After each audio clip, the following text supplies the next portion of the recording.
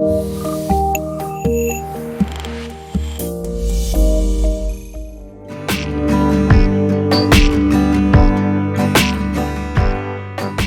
went to Dollarama and I got this beautiful picture frame that's probably about this big.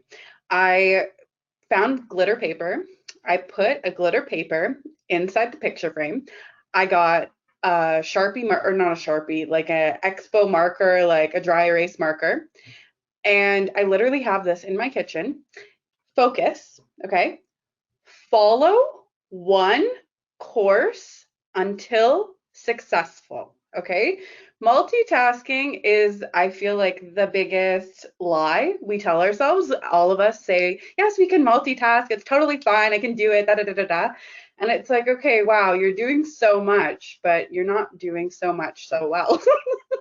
So I think when it comes to multitasking, really prioritizing and figuring out what you need to do. Say, for instance, you have a lot of tasks on the go and you need to get a lot of different things going on. At the end of a day, you want to complete X, Y, and Z, and they're all different tasks. Fine.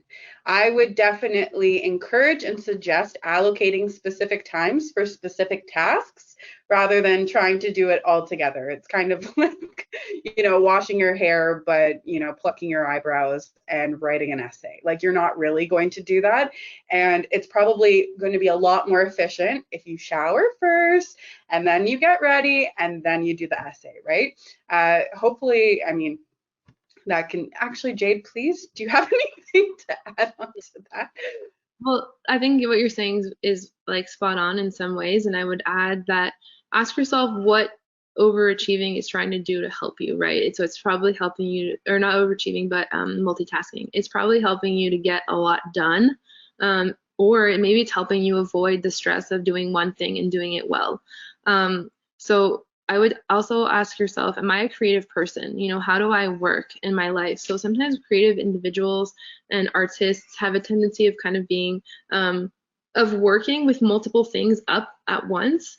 And I'm definitely one of those people where I had to learn to become organized. I'm not like a naturally organized person, and it's something I'm still working on, and like school has definitely helped me to do that.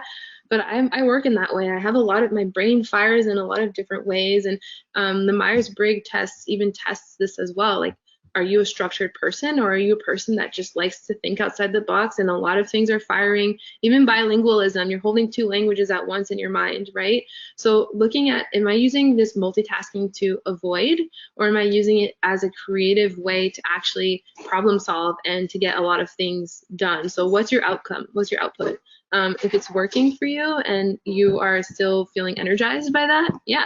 If it's taking away, I have puppies with me. If you got them.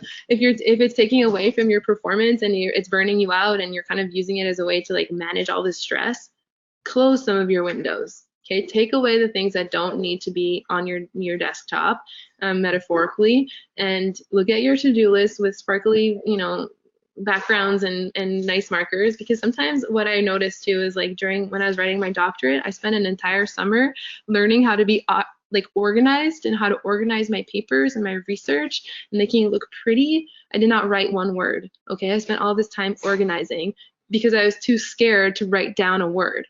Right, so you guys are all laughing.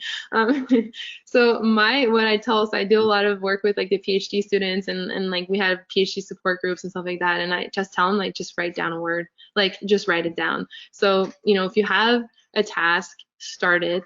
For me, it was like every time I read a paper, I would write down a paragraph, or I would write down a sentence that went with that paper instead of organizing it, spending all my time organizing.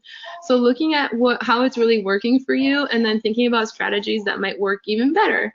It worked until now, which is no longer working.